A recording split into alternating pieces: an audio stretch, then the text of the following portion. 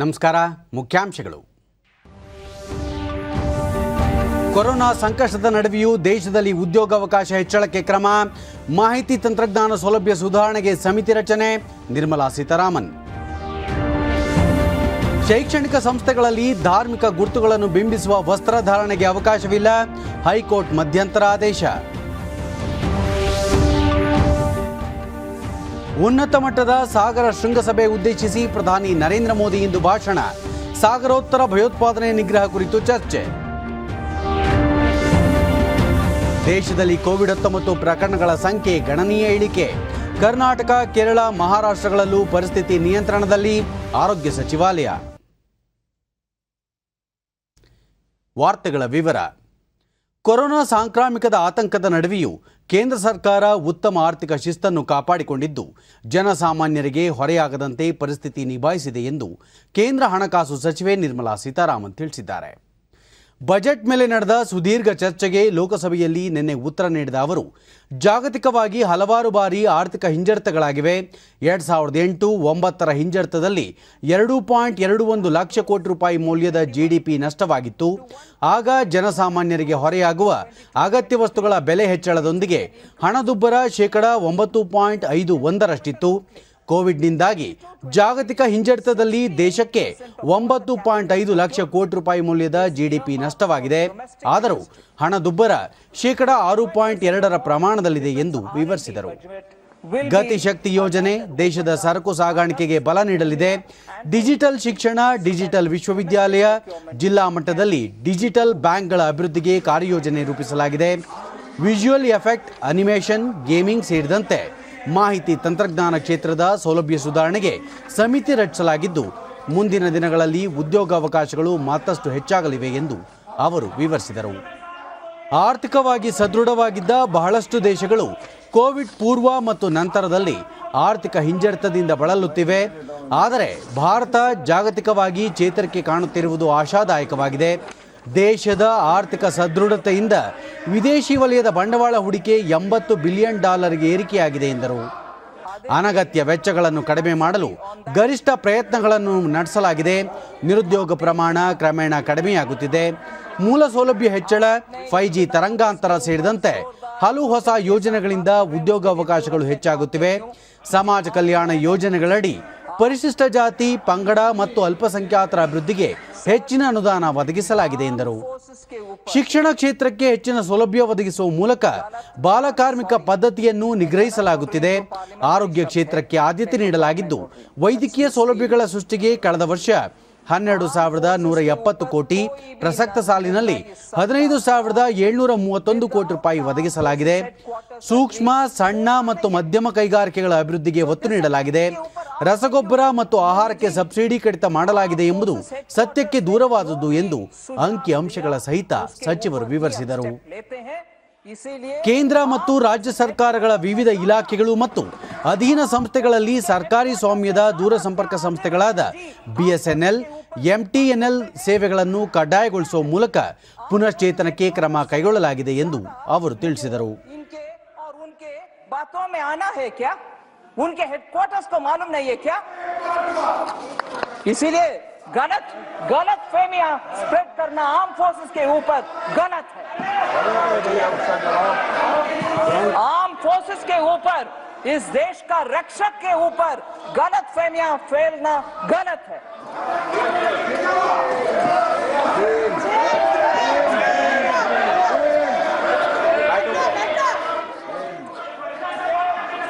आदिर जी, आप जो भी टिप्पणी हमारे ऊपर डाल दीजिए उसका जवाब मैं दूंगी, मगर इस देश का रक्षा करने के वाले के ऊपर मिसलीडिंग इंफॉर्मेशन नहीं देना, नहीं देना, नहीं, गलत है. माननीय स्पीकर साहब,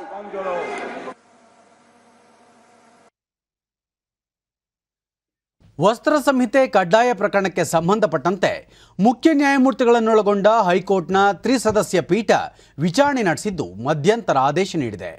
ಶಿಕ್ಷಣ ಸಂಸ್ಥೆಗಳಲ್ಲಿ ಹಿಜಾಬ್ ಧಾರಣೆಗೆ ಅವಕಾಶ ನೀಡುವಂತೆ ಹಲವು ವಿದ್ಯಾರ್ಥಿನಿಯರು ಸಲ್ಲಿಸಿದ್ದ ಅರ್ಜಿಗಳ ವಿಚಾರಣೆ ನಡೆಸಿದ ಮುಖ್ಯ ನ್ಯಾಯಮೂರ್ತಿ ರಿತುರಾಜ್ ಅವಸ್ಥಿಯವರ ನೇತೃತ್ವದ ವಿಸ್ತೃತ ಪೀಠ ಮಧ್ಯಂತರ ಆದೇಶ ನೀಡಿದ್ದು ಅಂತಿಮ ಆದೇಶದವರೆಗೂ ಶೈಕ್ಷಣಿಕ ಸಂಸ್ಥೆಗಳಲ್ಲಿ ಧಾರ್ಮಿಕ ಗುರುತುಗಳ ಬಳಕೆ ಮತ್ತು ಬಟ್ಟೆಗಳ ಧಾರಣೆಗೆ ಅವಕಾಶವಿಲ್ಲ ಎಂದು ಸ್ಪಷ್ಟಪಡಿಸಿದೆ.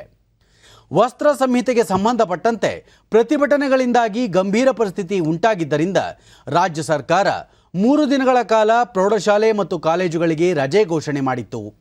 ವಿಚಾರಣೆ ವೇಳೆ ಹೈಕೋರ್ಟ್ ಶಾಲಾ ಕಾಲೇಜುಗಳನ್ನು ಪುನರಾರಂಭಿಸುವಂತೆ ಆದೇಶಿಸಿದೆ. ಮುಂದಿನ ವಿಚಾರಣೆಯನ್ನು ಸೋಮವಾರಕ್ಕೆ ಮುಂದೂಡಲಾಗಿದ್ದು, ವಿಸ್ತೃತ ಪೀಠದಲ್ಲಿ ನ್ಯಾಯಮೂರ್ತಿ ಕೃಷ್ಣ ಶ್ರೀಪಾದ್ ದೀಕ್ಷಿತ್ ಮತ್ತು ಕಾಜಿ ಜೈಬುನ್ನಿಸಾ ಮುಹಿದ್ದೀನ್ ಸದಸ್ಯರಾಗಿದ್ದಾರೆ.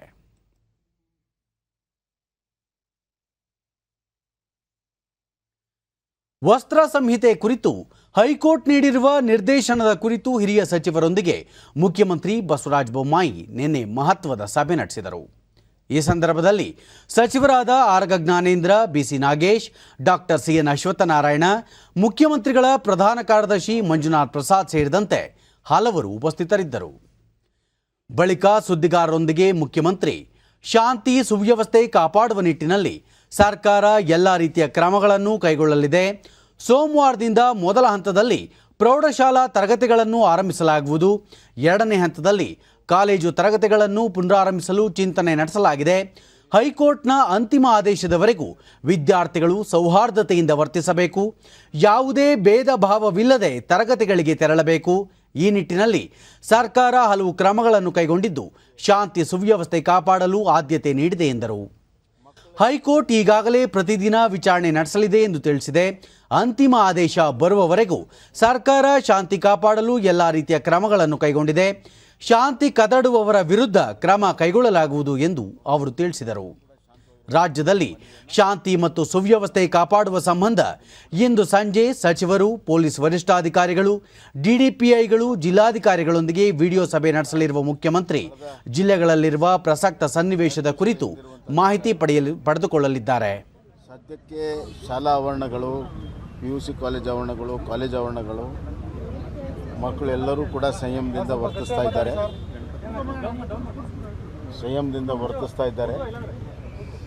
ಮಕ್ಕಳು ಶಾಲಾ ಆವರಣದಲ್ಲಿ, PUC ಕಾಲೇಜ್ ಆವರಣದಲ್ಲಿ ಸಂಯಮದಿಂದ ವರ್ತಿಸ್ತಾ ಇದ್ದಾರೆ.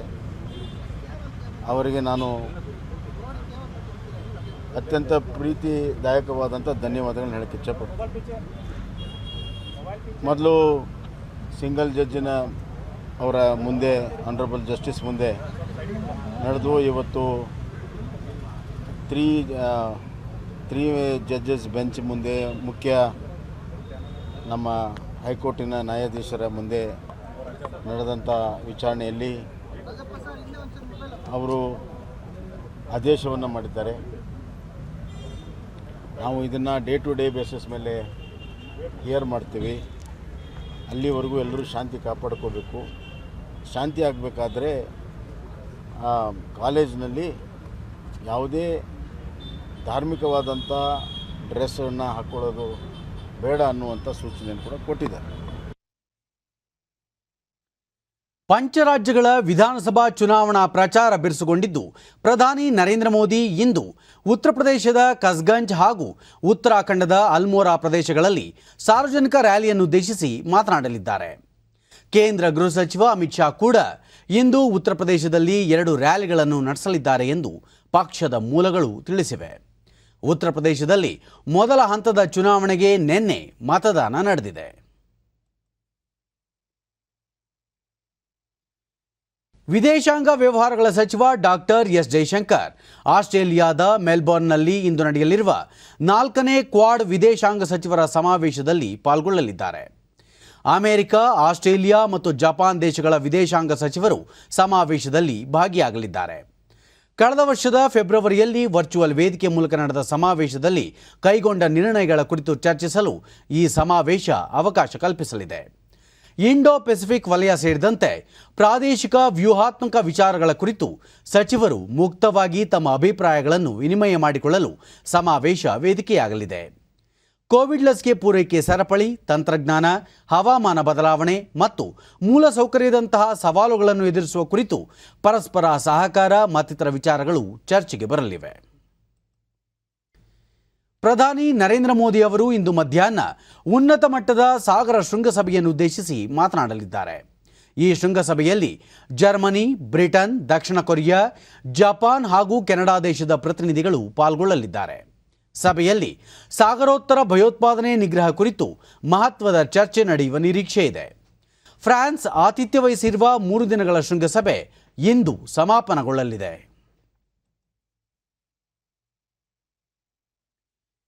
ದೇಶದಲ್ಲಿ ಕೋವಿಡ್-19 ಪ್ರಕರಣಗಳ ದಿನದ ಸರಾಸರಿಯಲ್ಲಿ ಗಣನೀಯ ಇಳಿಕೆ ಕಂಡುಬಂದಿದೆ ಎಂದು ಕೇಂದ್ರ ಆರೋಗ್ಯ ಸಚಿವಾಲಯ ಹೇಳಿದೆ. ದೆಹಲಿಯಲ್ಲಿ ನಿನ್ನೆ ಸುದ್ದಿಗಾರರೊಂದಿಗೆ ಮಾತನಾಡಿದ ಆರೋಗ್ಯ ಸಚಿವಾಲಯದ ಜಂಟಿ ಕಾರ್ಯದರ್ಶಿ ಲವ್ ಅಗರ್ವಾಲ್, ದೇಶದಲ್ಲಿ ಒಟ್ಟಾರೆ ಸಕ್ರಿಯ ಪ್ರಕರಣಗಳ ಸಂಖ್ಯೆ ಸುಮಾರು 7,96,000ರಷ್ಟಿದೆ. ಕಳೆದ ವಾರ ದಿನದ ಸರಾಸರಿ ಕೋವಿಡ್ ಪ್ರಕರಣಗಳು 96,000ಕ್ಕೆ ಇಳಿಕೆಯಾಗಿತ್ತು ಎಂದು ಹೇಳಿದರು. ಈ ವರ್ಷದ ಜನವರಿ 21ರಂದು ಅತಿ ಹೆಚ್ಚು 3,47,000 ಕೋವಿಡ್ ಸೋಂಕು ಪ್ರಕರಣಗಳು ವರದಿಯಾಗಿವೆ. ಕಳೆದ ವರ್ಷದ ಮೇ 7ರಂದು ದಾಖಲಾಗಿದ್ದ ಅತಿ ಹೆಚ್ಚು 4,14,000 ಪ್ರಕರಣಗಳಿಗೆ ಹೋಲಿಕೆ ಮಾಡಿದರೆ ಈ ಪ್ರಮಾಣ ಕಡಿಮೆಯಾಗಿದೆ ಎಂದು ಅವರು ವಿವರಿಸಿದರು. ಕರ್ನಾಟಕ ಸೇರಿದಂತೆ ಕೇರಳ, ಮಹಾರಾಷ್ಟ್ರ, ತಮಿಳುನಾಡು ರಾಜ್ಯಗಳಲ್ಲಿ 50,000ಕ್ಕೂ ಹೆಚ್ಚು ಕೋವಿಡ್ ಸಕ್ರಿಯ ಪ್ರಕರಣಗಳು ದಾಖಲಾಗಿವೆ. 11 ರಾಜ್ಯಗಳಲ್ಲಿ 10ರಿಂದ 50,000 ನಡುವೆ ಸಕ್ರಿಯ ಪ್ರಕರಣಗಳು ವರದಿಯಾಗಿವೆ. 21 ರಾಜ್ಯಗಳಲ್ಲಿ 10,000ಕ್ಕಿಂತ ಕಡಿಮೆ ಸಕ್ರಿಯ ಪ್ರಕರಣಗಳು ದೃಢಪಟ್ಟಿವೆ ಎಂದು ಅವರು ತಿಳಿಸಿದರು. संख्या 16 बताई थी, तो 16 स्टेट से बढ़कर अब वह 21 स्टेट हो चुकी है. अगर हम देखें कि वह कौन सी स्टेट्स हैं जहां पर 50,000 से अधिक एक्टिव केसेस हैं, तो हम देखते हैं कि हाईएस्ट एक्टिव केसेस देश में अभी केरला में 2.5 लाख से अधिक यानी कि 2.58944 के करीब केसेस वहां पर एक्टिव केसेस की दृष्टि में पाए गए हैं. इसी तरीके से महाराष्ट्र में 86,000, तमिलनाडु में 77,000 और कर्नाटक में 60,000 के करीब केसेस एक्टिव केसेस की दृष्टि में आते हैं. ओवरऑल अगर हम 4 स्टेट्स को एनालाइज करें तो देखते हैं कि देश के अप्रॉक्सीमेटली 61.25% केसेस एक्टिव केसेस अभी इन 4 स्टेट्स में इफेक्टिवली कंसंट्रेटेड दिखाई देते हैं. ನೀತಿ ಆಯೋಗದ ಸದಸ್ಯ ಡಾಕ್ಟರ್ ವಿ.ಕೆ. ಪಾಲ್, ದೇಶದಲ್ಲಿ ಕೋವಿಡ್ ಪರಿಸ್ಥಿತಿ ಒಟ್ಟಾರೆ ಆಶಾದಾಯಕವಾಗಿದೆ. ಆದರೂ ಕೇರಳ, ಮಿಜೋರಾಂ, ಹಿಮಾಚಲ ಪ್ರದೇಶಗಳಲ್ಲಿ ಈಗಲೂ ಸೋಂಕು ಪ್ರಕರಣಗಳು ಅಧಿಕ ಪ್ರಮಾಣದಲ್ಲಿ ದಾಖಲಾಗುತ್ತಿವೆ. ಜನರು ಯಾವುದೇ ಕಾರಣಕ್ಕೂ ಕೋವಿಡ್ ಬಗ್ಗೆ ನಿರ್ಲಕ್ಷ್ಯ ವಹಿಸಬಾರದು ಎಂದು ಮನವಿ ಮಾಡಿದ್ದಾರೆ. ಕೋವಿಡ್-19 ಹಿನ್ನೆಲೆಯಲ್ಲಿ ಅಂತಾರಾಷ್ಟ್ರೀಯ ಪ್ರಯಾಣಿಕರಿಗೆ ಕಡ್ಡಾಯಗೊಳಿಸಲಾಗಿದ್ದ 7 ದಿನಗಳ ಪ್ರತ್ಯೇಕ ಗೃಹವಾಸದಿಂದ ವಿನಾಯಿತಿ ನೀಡಲಾಗಿದ್ದು, ಸುರಕ್ಷತಾ ದೃಷ್ಟಿಯಿಂದ ಕೆಲವು ಷರತ್ತುಗಳನ್ನು ವಿಧಿಸಲಾಗಿದೆ.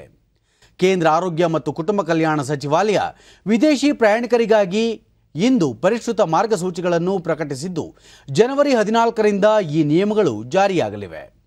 ಅಂತಾರಾಷ್ಟ್ರೀಯ ಪ್ರಯಾಣಿಕರು ಏರ್ ಸುವಿಧಾ ಪೋರ್ಟಲ್ನಲ್ಲಿ ಕಳೆದ 14 ದಿನಗಳ ಅವಧಿಯಲ್ಲಿ ಪ್ರವಾಸ ಮಾಡಿದ ವಾಸ್ತವ ಮಾಹಿತಿಗಳನ್ನು ನಮೂದಿಸಬೇಕು. ಪ್ರಯಾಣಕ್ಕೆ 72 ಗಂಟೆಗಳ ಮುನ್ನ ನಡೆಸಲಾದ RT-PCRನ ನೆಗೆಟಿವ್ ವರದಿ ಹಾಗೂ ಲಸಿಕೆ ಪಡೆದ ಪ್ರಮಾಣ ಪತ್ರ ಸಲ್ಲಿಸಬೇಕು. ಪ್ರಯಾಣ ಆರಂಭಿಸುವ ಮುನ್ನ ಥರ್ಮಲ್ ಸ್ಕ್ರೀನಿಂಗ್ ಮತ್ತು ಮೊಬೈಲ್ಗೆ ಆರೋಗ್ಯ ಸೇತು ಆ್ಯಪ್ ಡೌನ್ಲೋಡ್ ಮಾಡಿಕೊಳ್ಳುವುದು ಕಡ್ಡಾಯವಾಗಿದೆ. ಪ್ರಯಾಣದ ವೇಳೆ ಸುರಕ್ಷತಾ ಮಾರ್ಗಸೂಚಿಗಳ ಬಗ್ಗೆ ವಿಮಾನಯಾನ ಸಂಸ್ಥೆ ಮಾಹಿತಿ ನೀಡಬೇಕು.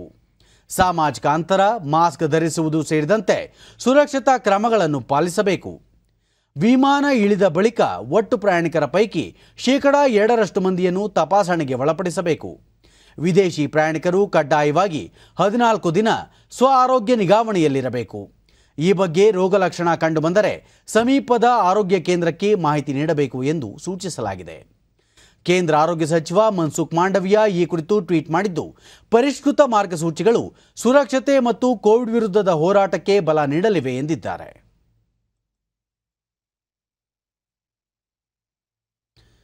ರಾಜ್ಯದಲ್ಲಿ ನಿನ್ನೆ ಹೊಸದಾಗಿ 5,019 ಕೋವಿಡ್ ಪ್ರಕರಣಗಳು ದೃಢಪಟ್ಟಿದ್ದು, ಇದರೊಂದಿಗೆ ಒಟ್ಟು ಸೋಂಕು ಪ್ರಕರಣಗಳ ಸಂಖ್ಯೆ 39,17,119ಕ್ಕೆ ಏರಿಕೆಯಾಗಿದೆ.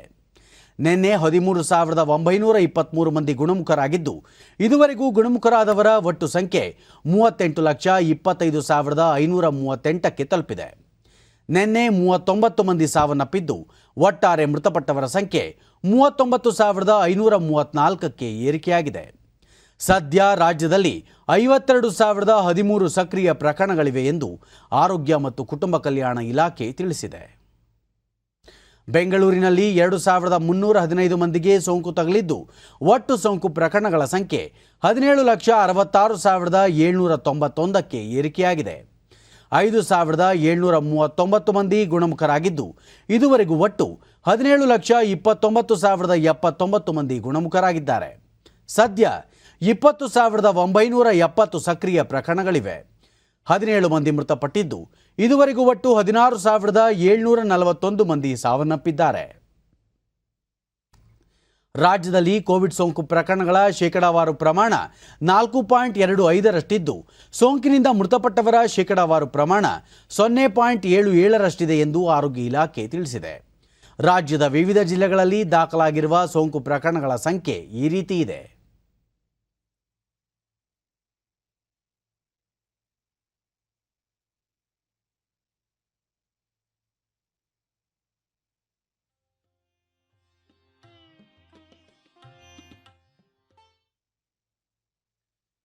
ಜಲಜೀವನ್ ಮಿಷನ್ ಯೋಜನೆಯಡಿ ಮೊದಲ ಹಂತದ ಕಾಮಗಾರಿಗಳನ್ನು ಮಾರ್ಚ್ ತಿಂಗಳೊಳಗೆ ಕೈಗೆತ್ತಿಕೊಳ್ಳುವಂತೆ ಗ್ರಾಮೀಣಾಭಿವೃದ್ಧಿ ಮತ್ತು ಪಂಚಾಯತ್ ರಾಜ್ ಸಚಿವ ಕೆಸಿ ಈಶ್ವರಪ್ಪ ಅಧಿಕಾರಿಗಳಿಗೆ ಸೂಚನೆ ನೀಡಿದ್ದಾರೆ. ಚಿತ್ರದುರ್ಗದಲ್ಲಿ ನಿನ್ನೆ ನಡೆದ ಇಲಾಖೆ ಪ್ರಗತಿ ಪರಿಶೀಲನಾ ಸಭೆಯಲ್ಲಿ ಅವರು ಪ್ರತಿ ಮನೆಗೆ ನಲ್ಲಿಯ ಮೂಲಕ ನೀರು ಪೂರೈಸುವುದು ಜಲಜೀವನ್ ಮಿಷನ್ ಯೋಜನೆಯ ಉದ್ದೇಶವಾಗಿದ್ದು ಯೋಜನೆಯ ಹಣ ಸದ್ಬಳಕೆಯಾಗಬೇಕಿದೆ. 1 ತಿಂಗಳೊಳಗೆ ಕಾಮಗಾರಿ ಕೈಗೆತ್ತಿಕೊಳ್ಳಬೇಕೆಂದು ನಿರ್ದೇಶನ ನೀಡಿದರು.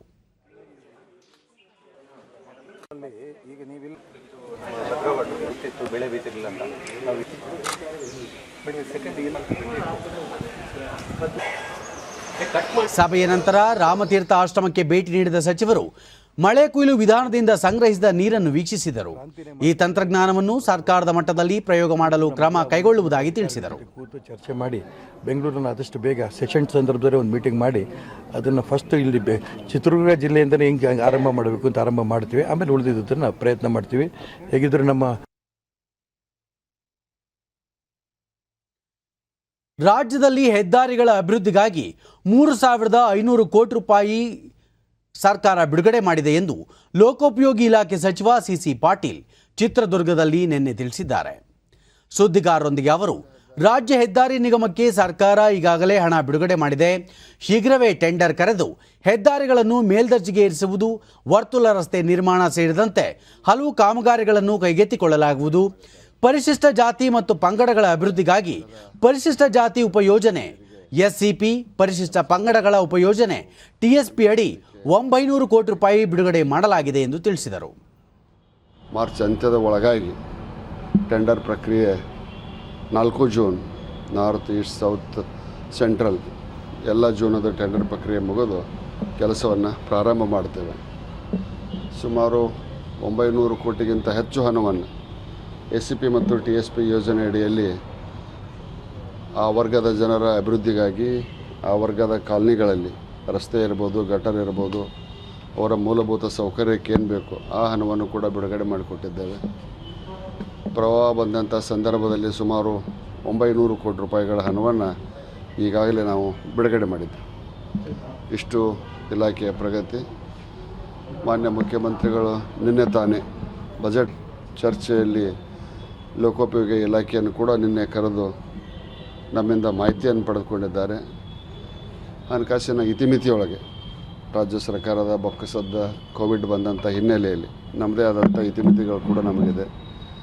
ಅಗತ್ಯ ಅನುದಾನವನ್ನು ಕೊಡುವಂಥ ಭರವಸೆಯನ್ನು ಕೊಟ್ಟಿದ್ದಾರೆ. ಅವಶ್ಯಕವಾದಂಥ ಕಾಮಗಾರಿಗಳನ್ನು ತೆಗೆದುಕೊಳ್ತಾರೆ ಅನ್ನುವಂಥ ವಿಶ್ವಾಸ ನನಗಿದೆ. ಉತ್ತರ ಕನ್ನಡ ಜಿಲ್ಲೆ ಶಿರ್ಸಿ ತಾಲೂಕಿನ ದೇವನಹಳ್ಳಿ ಗ್ರಾಮ ಪಂಚಾಯಿತಿಯಲ್ಲಿ ನಿನ್ನೆ ವಿವಿಧ ಅಭಿವೃದ್ಧಿ ಕಾಮಗಾರಿಗಳನ್ನು ಲೋಕಾರ್ಪಣೆಗೊಳಿಸಿದ ವಿಧಾನಸಭಾಧ್ಯಕ್ಷ ವಿಶ್ವೇಶ್ವರ ಹೆಗಡೆ ಕಾಗೇರಿ ಪ್ರವಾಹದಿಂದ ನೆಲೆ ಕಳೆದುಕೊಂಡವರಿಗೆ ಮನೆಗಳ ನಿರ್ಮಾಣದ ಕಾಮಗಾರಿಯ ಆದೇಶ ಪತ್ರ ವಿತರಿಸಿದರು.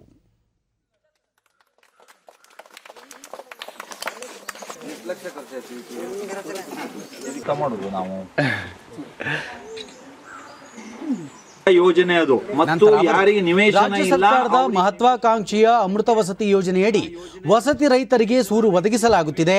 ಈ ಯೋಜನೆಯಡಿ 2 ಪಂಚಾಯಿತಿಗಳನ್ನು ಆಯ್ಕೆ ಮಾಡಿ ನಿವೇಶನ ಇಲ್ಲದವರಿಗೂ ಮನೆ ಒದಗಿಸಲಾಗುತ್ತಿದೆ. ಅರಣ್ಯ ಅತಿಕ್ರಮಣದಾರರು ಆತಂಕ ಪಡಬೇಕಾಗಿಲ್ಲ. ಅತಿಕ್ರಮಣ ಮಾಡಿದ ಜಾಗವನ್ನು ಕಾನೂನಾತ್ಮಕವಾಗಿ ಸಕ್ರಮಗೊಳಿಸುವ ಪ್ರಯತ್ನ ಮಾಡಲಾಗುತ್ತಿದೆ. ಗ್ರಾಮೀಣ ಜನರ ಜೀವನ ಮಟ್ಟ ಸುಧಾರಣೆಗೆ ಸರ್ಕಾರ ಬದ್ಧವಾಗಿದೆ ಎಂದರು. ಹಕ್ಕುಗಳನ್ನೆಲ್ಲ ಕೊಡಬೇಕು, ಜವಾಬ್ದಾರಿಗಳನ್ನು ನಾವು ಕಾಗದ ಪತ್ರದಲ್ಲಿ ನೀಡಬೇಕು, ಅದನ್ನೆಲ್ಲ ನೀಡೋದಕ್ಕೆ ನಮ್ಮ ಪ್ರಯತ್ನ ನಾವು ಮಾಡ್ತಿದ್ದೇವೆ.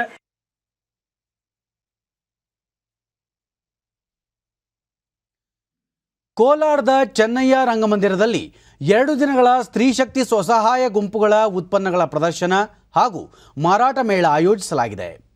ಮಹಿಳಾ ಮತ್ತು ಮಕ್ಕಳ ಅಭಿವೃದ್ಧಿ ಇಲಾಖೆ ಹಾಗೂ ಕೃಷಿ ವಿಜ್ಞಾನ ಕೇಂದ್ರದ ಸಹಯೋಗದಲ್ಲಿ ನಡೆಯುತ್ತಿರುವ ಮೇಳದಲ್ಲಿ ಸಿರಿಧಾನ್ಯ, ರಾಗಿಯಿಂದ ಉತ್ಪಾದಿಸಲಾದ ಪೌಷ್ಟಿಕಾಂಶಯುಕ್ತ ಆಹಾರ ಪದಾರ್ಥಗಳು, ಕರಕುಶಲ ವಸ್ತುಗಳನ್ನು ಪ್ರದರ್ಶನಕ್ಕಿಡಲಾಗಿದೆ.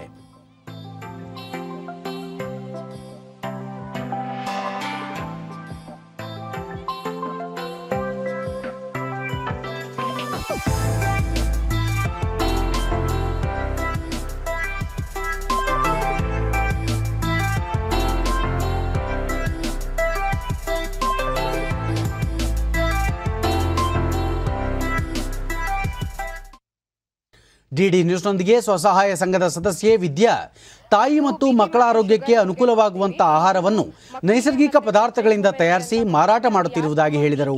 ಅಂತವರು ಯೂಸ್ ಮಾಡಬಹುದು. ಇನ್ನೊಂದು ಪ್ರಾಡಕ್ಟ್ ಡಯಟ್ರಿ ಹೆಲ್ತ್ ಮಿಕ್ಸ್ ಅಂತ, ಅದು ಫ್ಯಾಟ್ ಬರ್ನ್ ಆಗೋದಕ್ಕೆ ನಾವು ಯೂಸ್ ಮಾಡ್ತೀವಿ ಇದನ್ನ. ಸೊ ಇದೆಲ್ಲಾನು ಕಂಪ್ಲೀಟ್ ಆಗಿ ನಾವು ಮನೆಯಲ್ಲಿ ಸಿಗೋಂತ ನ್ಯಾಚುರಲ್ ಇಂಗ್ರೀಡಿಯೆಂಟ್ಸ್ ಹಾಕಿ ಮಾಡಿರೋ ಅಂಥದ್ದು. ಇದು ಒಂದು ಸಿಲ್ಕ್. ಮತ್ತೊಬ್ಬ ಸದಸ್ಯೆ ಗಾಯತ್ರಿ ಮನೆಯಲ್ಲಿಯೇ ತಯಾರಿಸಿದ ಬಳೆಗಳನ್ನು ಮಾರಾಟ ಮಾಡುತ್ತಿದ್ದು ಗ್ರಾಹಕರಿಂದ ಉತ್ತಮ ಪ್ರತಿಕ್ರಿಯೆ ವ್ಯಕ್ತವಾಗಿದೆ ಎಂದರು. ಉಪಯೋಗ ಆಗುವಂಥದ್ದು, ವೆಯ್ಟ್ಲೆಸ್ ಆಗಿರುತ್ತೆ, ಮ್ಯಾಚಿಂಗ್ ಸಿಲ್ಕ್ ಸ್ಯಾರೀಸ್ಗೆಲ್ಲ ತುಂಬಾ ಯೂಸ್ ಆಗುತ್ತೆ. ತುಂಬಾ ಚೆನ್ನಾಗಿದೆ ಪ್ರಾಡಕ್ಟ್. ಇನ್ಸ್ಟೆಂಟ್ ದೋಸೆ. ಸದಸ್ಯೆ ರತ್ನಮ್ಮ ಮಾರಾಟ ಮೇಳಗಳಿಂದ ನೇರ ಮಾರುಕಟ್ಟೆ ಲಭ್ಯವಾಗಿದ್ದು ಉತ್ಪನ್ನಗಳಿಗೆ ಬೇಡಿಕೆ ಹೆಚ್ಚಾಗಿದೆ ಎಂದರು. ರಾಗಿ ಹಪ್ಪಳ, ಉರುಳಿ ಹಪ್ಪಳ ಈ ತರದೆಲ್ಲ ಪ್ರಿಪರೇಷನ್ ಮಾಡಿ ನಾವು ಹಳ್ಳಿಯಲ್ಲೇ ಮಾರ್ಕೆಟಿಂಗ್ ಮಾಡ್ತಾ ಇದೀವಿ. ಈ ತರ ಅವಕಾಶಗಳು ನಮ್ಗೆ ಸಿಕ್ಕಿದಾಗ ಒಂದು ಮಾರ್ಕೆಟಿಂಗ್ ವ್ಯವಸ್ಥೆ ಅನುಕೂಲ ಆಗುತ್ತೆ. ವಿವಿಧ ಒಕ್ಕೂಟಗಳಿಂದ ಜಿಲ್ಲಾ ಪಂಚಾಯಿತಿ ಉಪಕಾರ್ಯದರ್ಶಿ ಸಂಜೀವಪ್ಪ ಮಹಿಳಾ ಸಬಲೀಕರಣ ಹಾಗೂ ಸ್ತ್ರೀ ಶಕ್ತಿ ಸ್ವಸಹಾಯ ಸಂಘಗಳ ಅಭಿವೃದ್ಧಿಗೆ ಈ ಉಪಕ್ರಮಗಳು ಅಗತ್ಯ ಎಂದು ಅಭಿಪ್ರಾಯಪಟ್ಟರು. ಸಂಘಟನೆಯರು ಸ್ತ್ರೀ ಶಕ್ತಿ ಸಂಘದ ಒಂದು ಮಾರ್ಕೆಟಿಂಗ್ ಶಾಲೆಗಳನ್ನು ಹಾಕ್ಕೊಂಡಿದ್ದೀವಿ. ಈ ಒಂದು ನಾವು ಏನೇನು ಉತ್ಪನ್ನ ಮಾಡ್ತಾ ಇದ್ವಿ ಅದರದ ಉದ್ದೇಶ ಏನು, ಅದರದ ನ್ಯೂಟ್ರಿಷನ್ ಅಂತೇಳಿ ಜನಕ್ಕೂ ಪ್ರಚಾರ ಮಾಡಬೇಕು ಮತ್ತು ಅದನ್ನು ಯೂಸ್ ಆಗಬೇಕು ಅಂತೇಳಿ ಮೊದಲನೇ ನಮ್ಮ ಈಗ ಕೋಲಾರ ಜಿಲ್ಲೆಯಲ್ಲಿ ಹಾಕ್ಕೊಂಡಿದ್ದೀವಿ. ಕಿಸಾನ್ ಉಡಾನ್ 2.0 ಯೋಜನೆಯನ್ನು ದೇಶದ 29 ರಾಜ್ಯಗಳಲ್ಲಿ ಜಾರಿಗೊಳಿಸಲಾಗಿದೆ ಎಂದು ಸರ್ಕಾರ ಹೇಳಿದೆ. ಗುಡ್ಡಗಾಡು ಪ್ರದೇಶ, ಈಶಾನ್ಯ ರಾಜ್ಯಗಳು ಮತ್ತು ಬುಡಕಟ್ಟು ಪ್ರದೇಶಗಳಿಂದ ಆಹಾರ ಉತ್ಪನ್ನಗಳನ್ನು ಸಾಗಿಸುವ ಉದ್ದೇಶದಿಂದ ಈ ಯೋಜನೆಯನ್ನು ಕಳೆದ ವರ್ಷದ ಅಕ್ಟೋಬರ್ ತಿಂಗಳಲ್ಲಿ ಜಾರಿಗೊಳಿಸಲಾಗಿದೆ. ಲೋಕಸಭೆಯಲ್ಲಿ ಸದಸ್ಯರ ಪ್ರಶ್ನೆಗೆ ಲಿಖಿತ ಉತ್ತರ ನೀಡಿದ ನಾಗರಿಕ ವಿಮಾನಯಾನ ಸಚಿವ ಜ್ಯೋತಿರಾದಿತ್ಯ ಸಿಂಧಿಯಾ ಈ ಪ್ರದೇಶಗಳಲ್ಲಿ ಉತ್ಪಾದನೆಯಾಗುವ ಎಲ್ಲ ವಿಧದ ಕೃಷಿ ಉತ್ಪನ್ನಗಳನ್ನು ಅಗ್ಗದ ದರದಲ್ಲಿ ಹಾಗೂ ಕಾಲಮಿತಿಯಲ್ಲಿ ವಿಮಾನಗಳ ಮೂಲಕ ಸಾಗಿಸಲು ಯೋಜನೆ ರೂಪಿಸಲಾಗಿದೆ ಎಂದು ಮಾಹಿತಿ ನೀಡಿದರು. ಮತ್ತೊಂದು ಪ್ರಶ್ನೆಗೆ ಉತ್ತರ ನೀಡಿದ ಸಚಿವರು ದೇಶಾದ್ಯಂತ 21 ಹಸಿರು ವಲಯದ ವಿಮಾನ ನಿಲ್ದಾಣಗಳನ್ನು ನಿರ್ಮಿಸಲು ತಾತ್ವಿಕ ಒಪ್ಪಿಗೆ ನೀಡಲಾಗಿದೆ. 2008ರಲ್ಲಿ ಜಾರಿಗೊಳಿಸಲಾದ ಹಸಿರು ವಲಯ ವಿಮಾನ ನಿಲ್ದಾಣಗಳ ನೀತಿಯಡಿ ದೇಶದಲ್ಲಿ ಹೊಸ ವಿಮಾನ ನಿಲ್ದಾಣಗಳನ್ನು ಪ್ರಾರಂಭಿಸಲು ತೀರ್ಮಾನಿಸಲಾಗಿದೆ ಎಂದರು. ಕರ್ನಾಟಕದ ಕಲಬುರಗಿ ಸೇರಿದಂತೆ ವಿವಿಧ ರಾಜ್ಯಗಳ 8 ವಿಮಾನ ನಿಲ್ದಾಣಗಳು ಈಗಾಗಲೇ ಕಾರ್ಯಾಚರಣೆ ಆರಂಭಿಸಿವೆ ಎಂದು ಅವರು ಮಾಹಿತಿ ನೀಡಿದರು. That India had 74 airports prior to 2014. Today, we have 140 airports in India.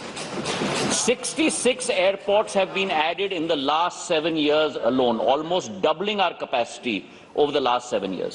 ये वृद्धि, ये प्रगति हम लोग नागर विमानन क्षेत्र में ला पाए हैं. And please understand that today, civil aviation has become the backbone of transportation across the world.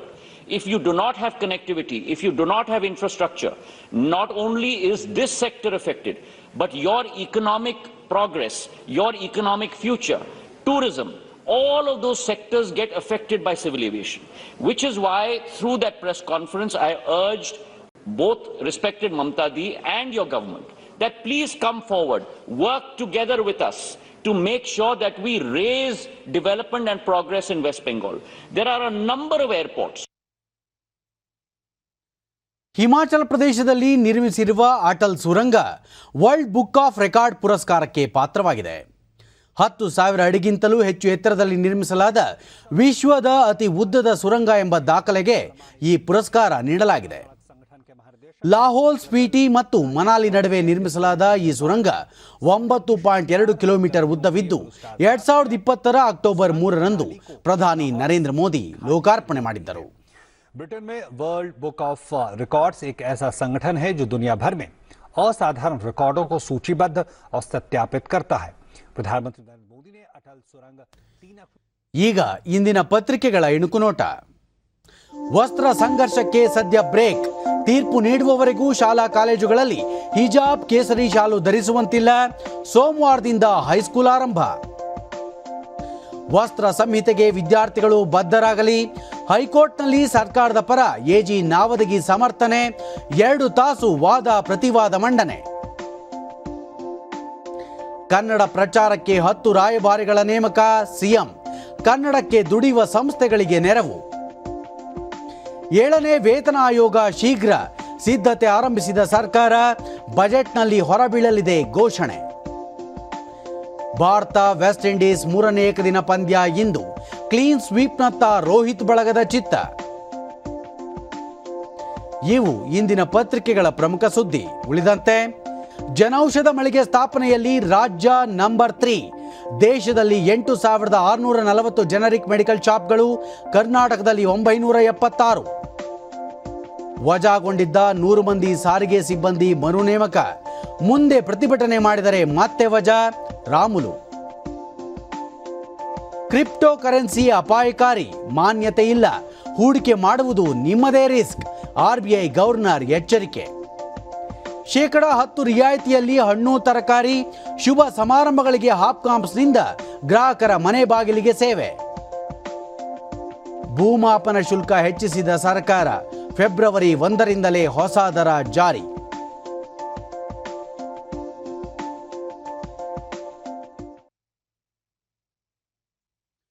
ಕೊನೆಯಲ್ಲಿ ಮತ್ತೊಮ್ಮೆ ಮುಖ್ಯಾಂಶಗಳು.